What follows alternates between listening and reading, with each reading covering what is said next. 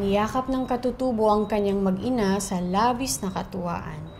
Pinasalamatan din niya si Lumawig dahil sa angkin nitong kabutihan. Apo, maraming salamat sa iyong tulong. Nangangako ako na magiging mas mabuting ama ako sa aking mag-ina. Nagagalak na wika niya. Bilang tanda ng pagmamahal ni Lumawig, lumikha siya ng makulay na tulay na magduduktong sa lupa at sa langit. Ito ang magsisilbing daan ng mag-ina upang madalaw nila paminsan-minsan ang katutubong lalaki. Ang makulay na tulay na ito ay tinawag na bahaghari. Nagustuhan mo ba yung kwento ko sa'yo, Ponce?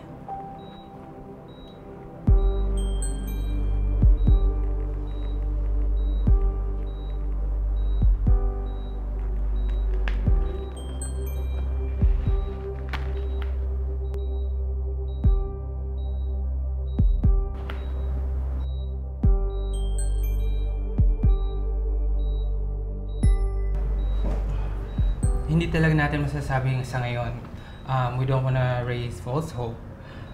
Minsan kasi talaga mayroon cases ng involuntary muscle movements mga pasyenteng may coma.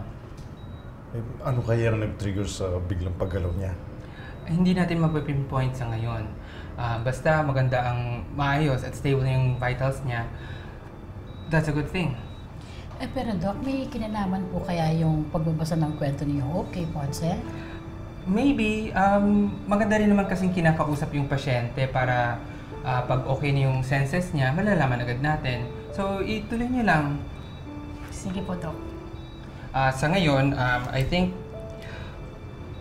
ituloy lang natin yung prayers para sa patuloy na pag-improve ng kanyang situation, okay? Okay po. Bes, ba talagang karisma mo? Partida ko, mataos na yan, ha?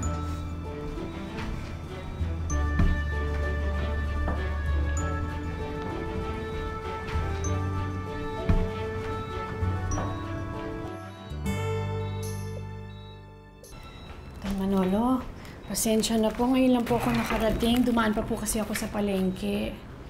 Ay, okay lang. Ako nga itong humihingi ng pabor sa'yo eh. Hindi naman po pabor ito. Gusto ko naman po itong ginagawa ko.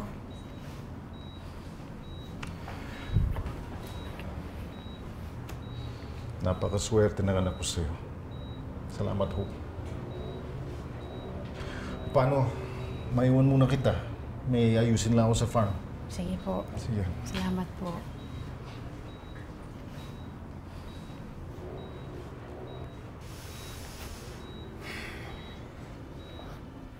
Narinig mo yun? Sabi niya, swerte ka daw sa akin. Kaya bumangon ka na dyan. Kung ako sa'yo, babangon na ako dyan dahil baka maunahan na ako ng iba. Joke lang, wala namang iba. Pero alam mo, Ponce, parang nagigilty ako. Kasi kahit anong ginagawang pagpapasaya sa akin ng ibang tao, parang hindi ko magawa maging completely happy. Ewan ko nga ba. Ikaw lang kasi nakakapagpangiti sa akin ng lampas tenga eh. Kaya bumangon ka na dyan. Parang napapagod na yata si Natasoy at Judith sa mga kadramahan ko.